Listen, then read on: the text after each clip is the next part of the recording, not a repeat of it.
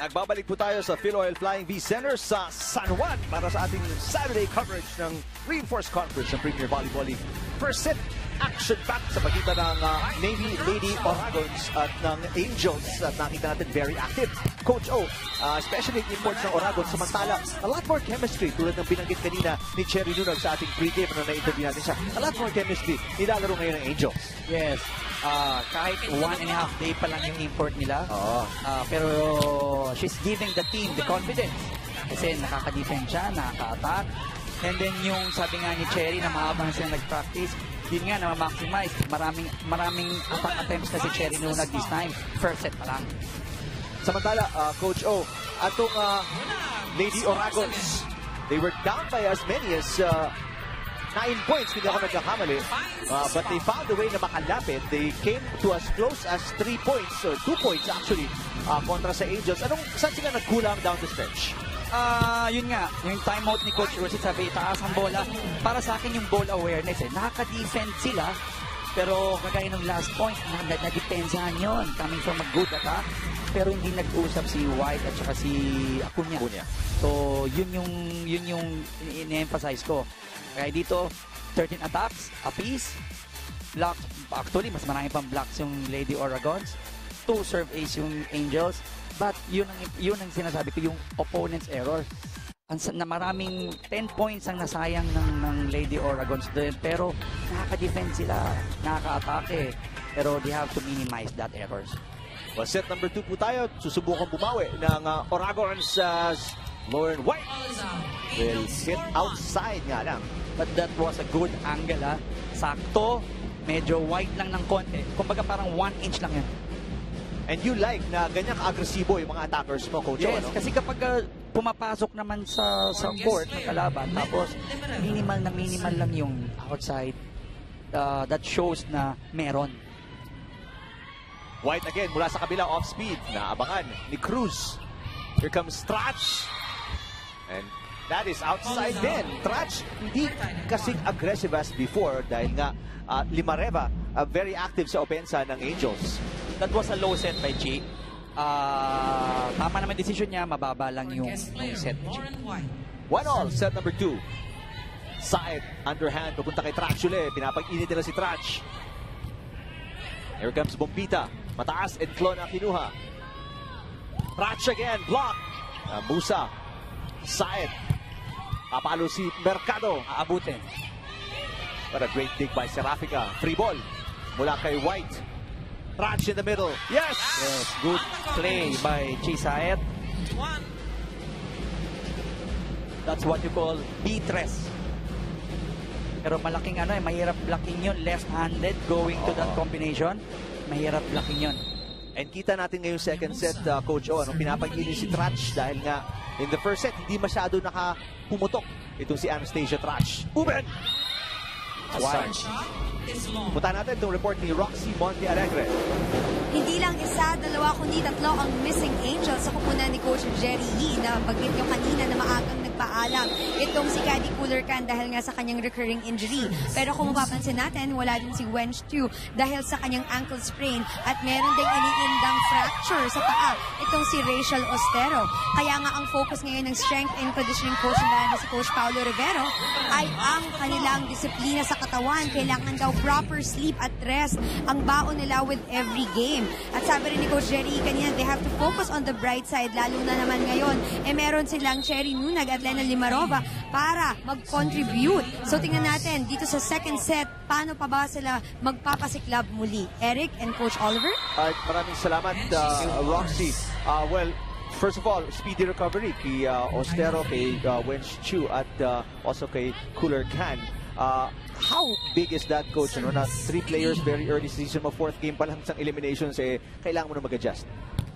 Yes, critical yon para sa Angels, lalo na kakakuha pa lang nila ng unang panalo. So, mas maganda pa rin na every game intact ka para yung game plan ni Coach Jerry hindi masisira. Pero tamang yung sinasabi ng conditioning coach nila, proper rest and proper sleep. That as coaches, hindi na-emphasize namin sa mga coaches. Importante yung rest, Importante yung sleep at night. Wala ng party, ano? Pwede naman, pero we have to control. So I like how you specified, Coach, sleep at night. Hindi sa umaga yung sleep. Yes! Hindi mo mabawiin sa umaga. Yes, no. Hindi mo pwede mabawi yun. Iba yung sleep at night. Hindi nga kinakailangan ng 8 hours eh. Mas ba 6 hours, 7 hours na sleep na gabi, maayos. Pwede na yun. Makaka-recover kagad ang katawan, injuries mo kagad Especially for these athletes, ano, na may training, may laro. And nasabi nga, kanina interview ko si Lauren White, yung schedule here in the Philippines is much more punishing than maglaro ka as an import sa ibang bansa because there, once a week lang ang laro nila. Dito twice a week ang sabak nila. So, very little time for the body to recover daw. Yes, twice a week, yung games. May mga out-of-town games pa, so iba pa yung biyahe. And then, syempre, sa kanila, baka malamig sa kanila. Tapos dito sa atin, humid. So, kailangan i-consider lahat yon. They should be properly rehydrated, well-rest, and yun nga, tamang conditioning. Samantala, walang conditioning para kay Limareva. Coach O, talagang from start to finish, 100% ang binibigay niya dito. Yes. 5-all, mas dikit na laban dito sa set number 2 sa pagitan ng Lady Oragons at ng Angels. No good. Yung save ni Clutch. Well, I will just emphasize on the receive and defense of Uben. Nakikita ko siya talagang focus talaga siya to receive and to defend right now. Talagang hinihingi talaga yung bola. Kahit na malaki, no, maliksi itong si Macy Uben. Ito po yung nakabandana na purple para sa Lady Oragons.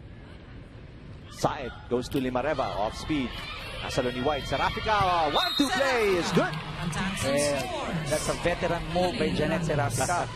Well, alam ko, if I'm not mistaken, napaabot niya sa finals, UAP finals, yung Adamson. Lady Falcons, that's right.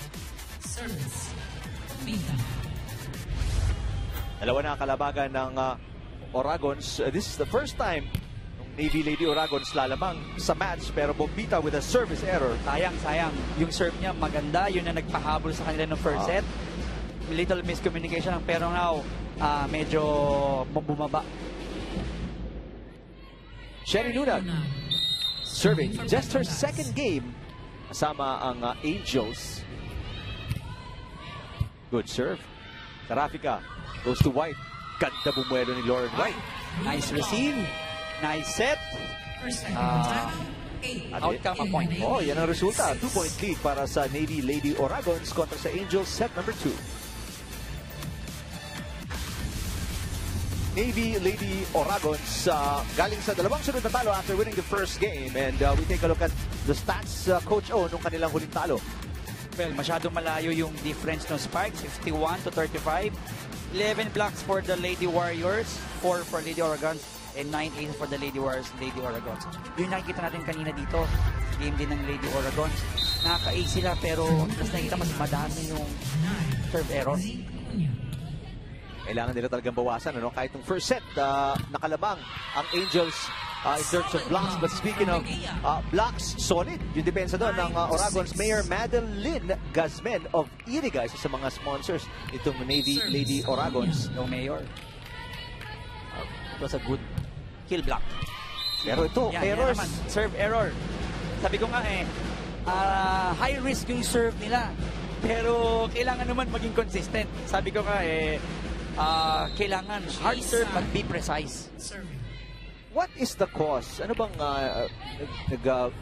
ang naging sanhi ng mga errors na yan, Coach, especially for new teams na kabubuo lang? Is chemistry an issue sa ganyan? Or sometimes, yun nga, meron ding issue in chemistry, lalo na biglang may import or ganon.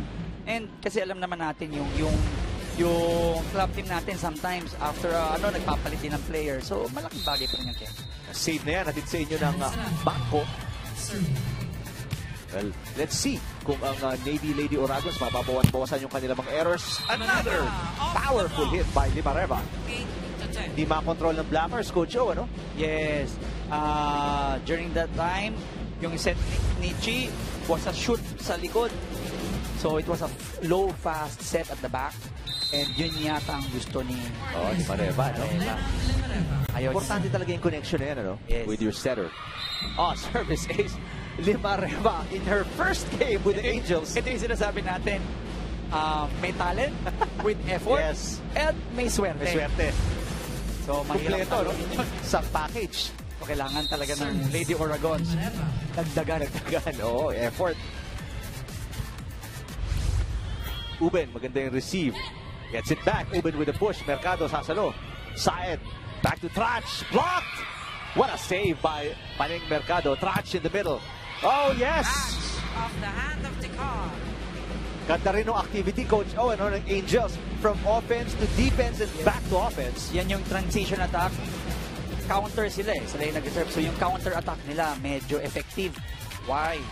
It's because na-maximize ni Chi at saka sabi ko nga yung right timing ng attack.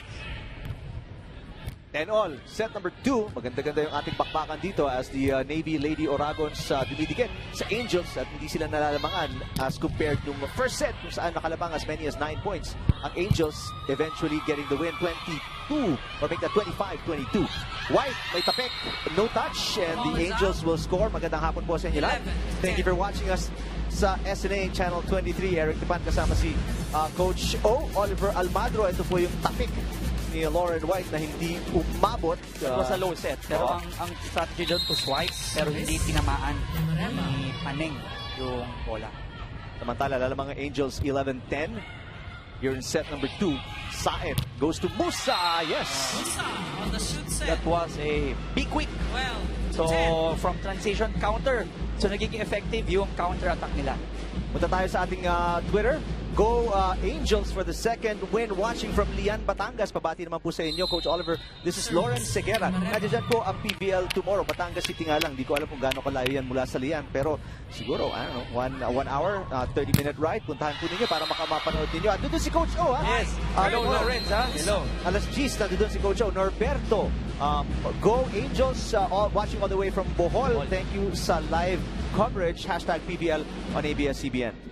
timeout. May timeout po tayo. Tinawag ng Oragons. Pakinggan natin. 13. Nagse-service, hindi nagbabako siya pa rin. Pero ang kumukuha tayo, hindi iniisip, short, long. Puro siya naman ang pumatay naman, hindi nagbabago. Adjust natin, makareceive tayo, makukuha natin yan. Okay, tama yan, no? Lalo kayo mga nasa likod. Basahin niyo mabuti. Oh! One stop! Nasa-service sila. Well, Coach Rusit mukhang upset and obviously, Coach O, maganda dikit yung laban ngayon. Lumamang ng 3 ang Angels. He wants an adjustment. Well, hinihingi ni Coach Rosit yung first attack. Kanina pa si Limareva sa service line. So, ibig sabihin, nakapuntos yung Angels. It's because nakaka-counter sila right away. So, ibig sabihin, walang first attack yung Lady Oragons. May receive, minsan wala, pero hindi nga nakaka-first attack. So, ito, ka-counter na naman ng Angels. Tingnan natin. Samantala, nakita niyo po ang High Flyers na may 3-win, 1-loss record. Mamaya-maya, sasabak sila kontra sa Perlas Lady Spikers. Yan po ating second game ngayong Sabado mula dito sa Philoil Flying V Center. That was a ball handling error. Pagka, yung sinasabi kong ball awareness. Oo. Lady Oragon. Nawawala na naman, Coach O. No? Medyo bumababa yung awareness nitong Lady Oragon so far here in set number 2. 4 ang kalamangan ng Angels sa atake si Mercado. Outside! That's wide. Too wide. Pero good approach, nice set. Just wide. Hindi hinabol ng block yung atake. Oh. Well, sinubukan kasi ni Paneng na iwasan yung block. Solid yung block dun eh. Yes, medyo lumakas lang kapunta sa kanan. Good decision by Panington to go cross. Kasi nandito si Uben. Oo. Poor first ball mula kay Trach. She gets it back. Trach na block. Bombita with the tip. Nabuhay ni Uben yun on an over-receive. White. Inclona. Mercado. Blocked. Andun si Inclona. Saed to Trach. Trach is blocked by Uben. Oh, gandang balikan dito. Action back. Good And rally. Musa with a score. Doon lumalabas yung maturity ni Chi na in transition, I will go to my middle hitter. Kasi nakita niya na medyo maliit yung middle hitter ng Lady Oragons. Though masipag, pero pag in transition, pag mabilis, tendency mali. Gaano kadelikado yung play na yon in terms of success rate, Coach O, yung ginawa ni Chisay? That's a transition attack. So, kapag tama yung timing ni Chi sa center niya, napakahirap blocking talaga nun. Kaya ito nga naman, with the risk comes the reward. Angels namang na 5, 16-11 kontra sa Oragon, set number 2. Divine Igia, one of only 2 local players with 4 points sa talo ng Navy Lady Oragons in their last game.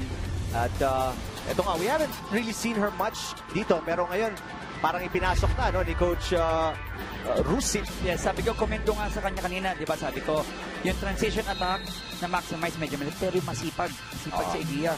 Doon siya kumukuha ng kanina nga, tama yung timing niya sa block eh. Hindi lang nagiging kill blocks, pero tama yung timing niya, masipag. Here's Igia in the middle of the action at may tinawag na violation. It's a violation from Chi because she's a macro player. And give credit to Igia kasi kung hindi niya tinouch yun at umover lang yung bola at hindi niya challenge si Chi, baka bumalik lang yung bola sa kanila. So yun yung naibibigay ni Igia sa Lady Oragons, yung sipag. 4 points in their last game para kay Igia. At syempre, kailangan niya pang pag-igihan yung kanyang performance. 4 touches kontra sa Lady Oragons. As ito, kumihiwalay ng kaunti ang Angels, 17-12, set number 2. Higit pa kanina yan eh. Oo. Yun lang sa, nung nag-serve si Limareva, doon lumayo. Captain, Panay Mercado. And Angels, talagang pinapakita sa atin as you see the service error mula kay Paneng Mercado. Lady Oragons. Angels, really a big change, Coach O, simula nung makuha nila yung unang panalo nila, no? There's been Petrogas. yung difference sa kanilang performance, mas mataas yung kumpiyansa pinapakita nila ngayon. Yes, they gained confidence with that win. And then Coach Jerry, siguro nakita na niya kung anong klaseng rotation dapat kong gawin. Ganito, kagaya nung last game na yun, naipasik na si Kai. May magandang defense na ginawa si Kai during that time. Ito, nakikita na ni Coach Jerry yung right combination. Because in their first few games, sa Cool Smashers, na-sweep sila. Muntik ng mukhang sweep na halos sa Lady Spikers ng Perlas, ano? Pero yun nga, nabawi nila after losing 2 straight sets. They won in 5. Take a look at yung pancake save ni Macy Uben. Yes. Yung sinasabi ko kanina, yung emphasize ko yung aggressiveness ni Uben sa defense.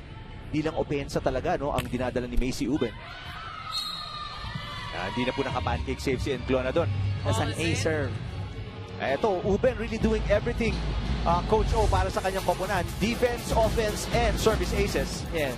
We need more from her at the back. Kasi nga, ito na yung rotation na dalawa sila nasa likod ni White. So na ma-maximize nila yung nasa likod sila makakuha ng konting puntos.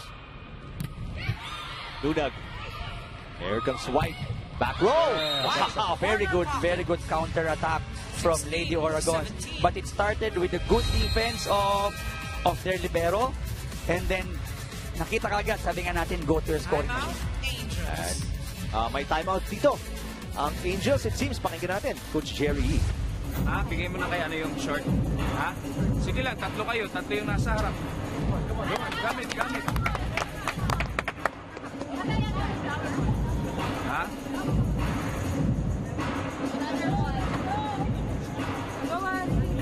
Sige. Bawin natin. Let go! Angel, aggressive guys, don't stop!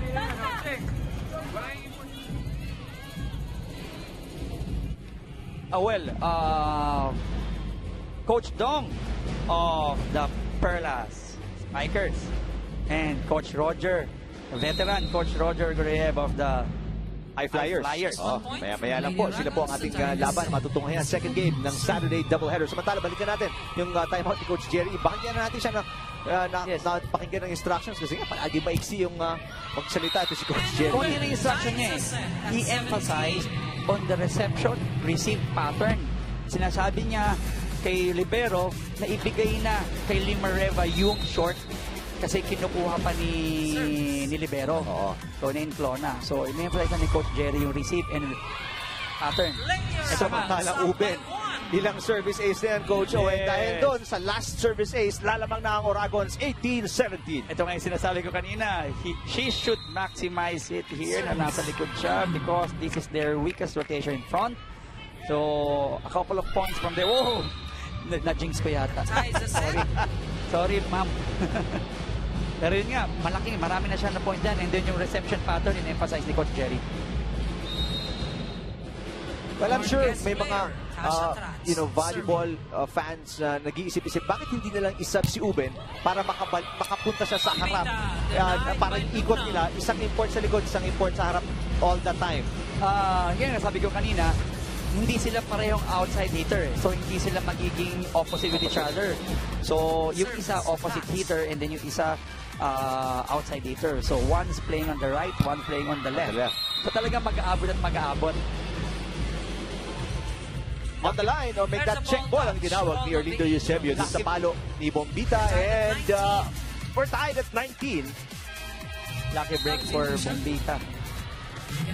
Samantala, papasok si Reynalen Ratterta for face Bombita at 19 all.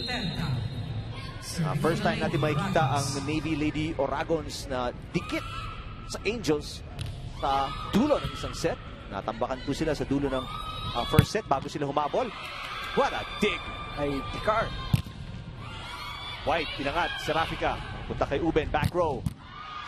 Ganda naman ng dig ni Trach. Here comes Limareva. Oh, wow! Lina Limareva. It's their advantage. So, medyo maliit yung front row ng Lady Oragons. And then, Limareva took advantage of that. 1 out, 6. Mantala, Mean Medres will come in. Papalitan si Cherry Nunag. Remember, naka-ace right away yan kanina pagpasok niya.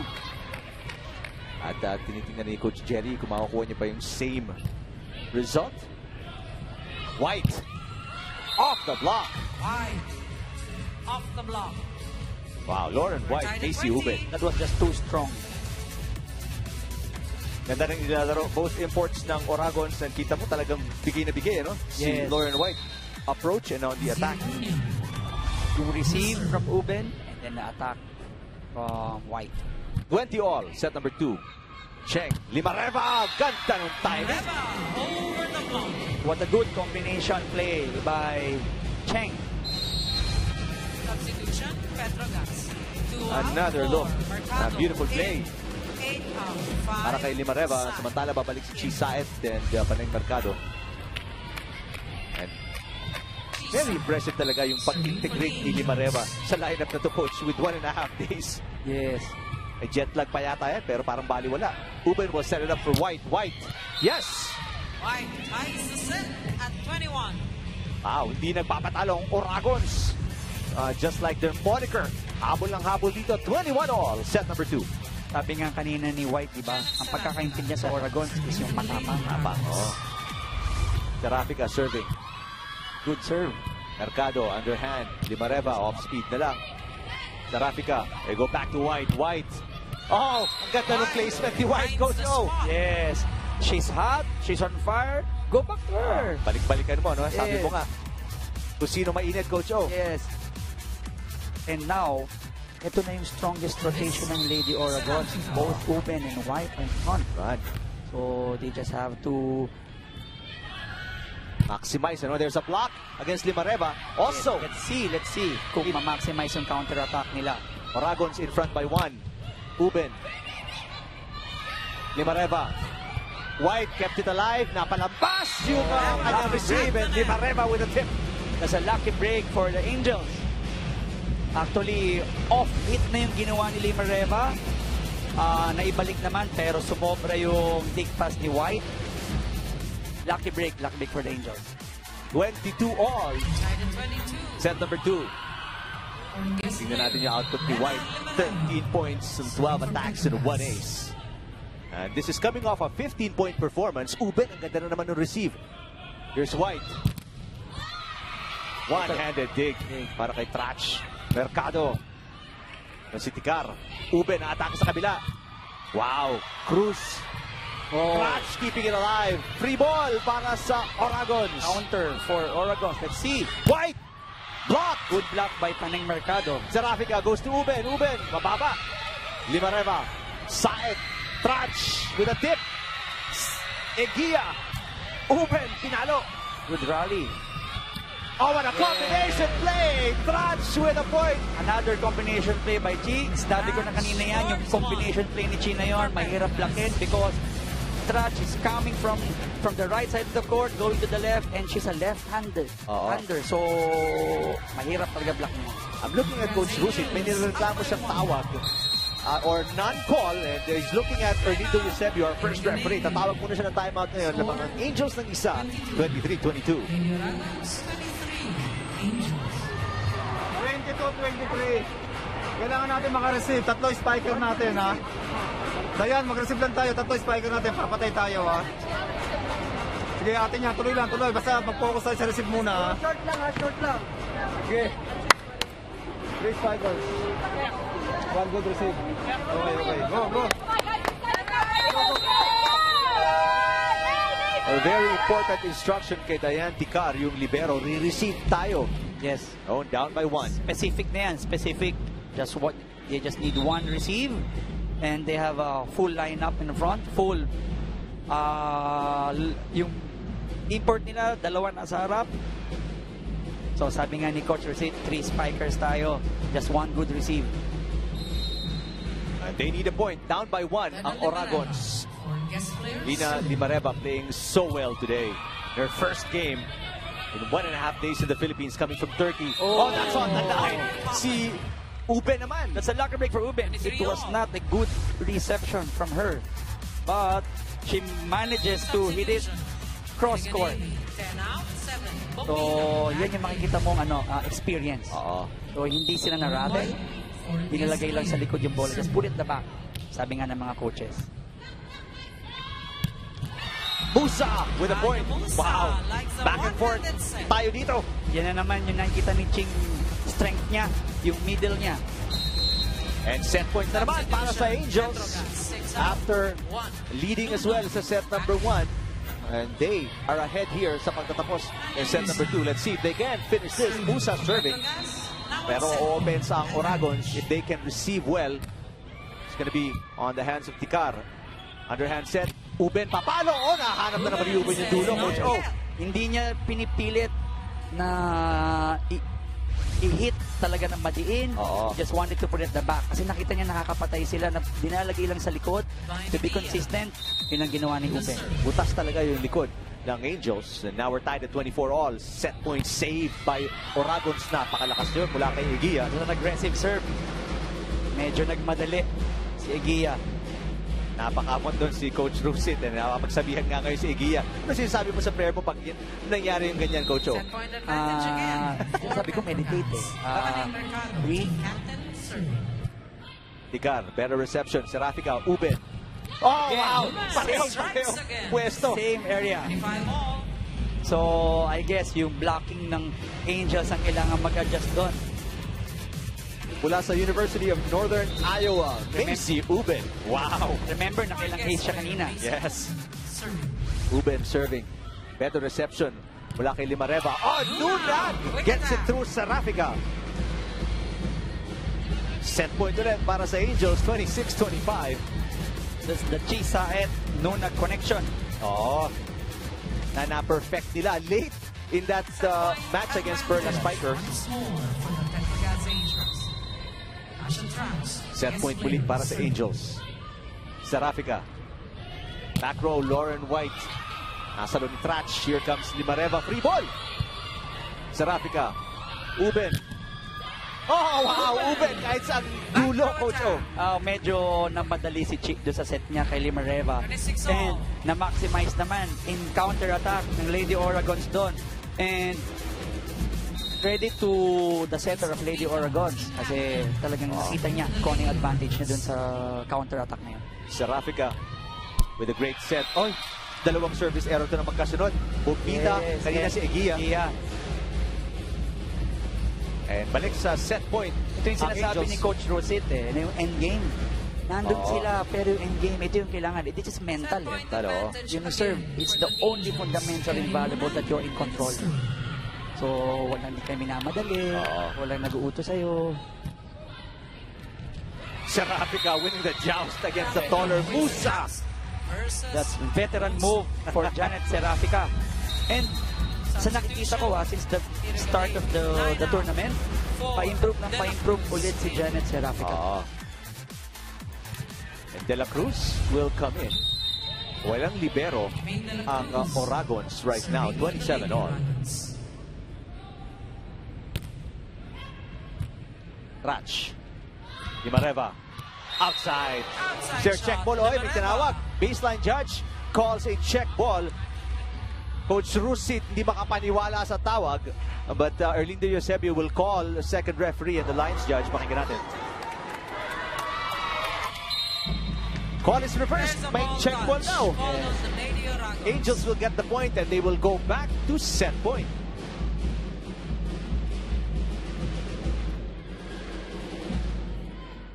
Abalik si Ticar for De La Cruz. Lucky break for Limareva. Yung wide din nun, pero naabot lang. Saed. Safe serve. Serafica to White. Oh, and Glona. And again, punta ng punta kung kanino ang mainit si Serafica, no? Si White at si Uben. Ruben, yes, sabi ko nga, importante mag-deliver lang. Tingnan natin kung may check ball nga ba. Limareva. Yes, Para meron talaga konti. So, good assist by the line judge. Serafica. Kay Serafica sumabit yun. Here comes Limareva. Oh, wow. Intelligent play, Limareva, Coach O. Yes, may power at meron tip. So, eventually, mas mahirap pasahin na to si Limareva. Kompleto, no? Yes, And So, balik na naman sa set point ang Angels. she's a thinking player. Hindi siya basta atake ng atake. Pinakita ng kamay, kita top spin lang. Pag wala chance, tip. And here's Limareva serving. Oh! 3 players na labo-labo doon. Uben, Ticar. At eventually wala nakakuha. And an easy point for the win. Sa set number 2 for the Angels. Although it was an extended set number 2 dahil nga hindi basta-basta bumigay ang Oragons. But in the end, error, ball awareness, kinapos na naman sila. And now they are down 2-0 kontra sa Angels.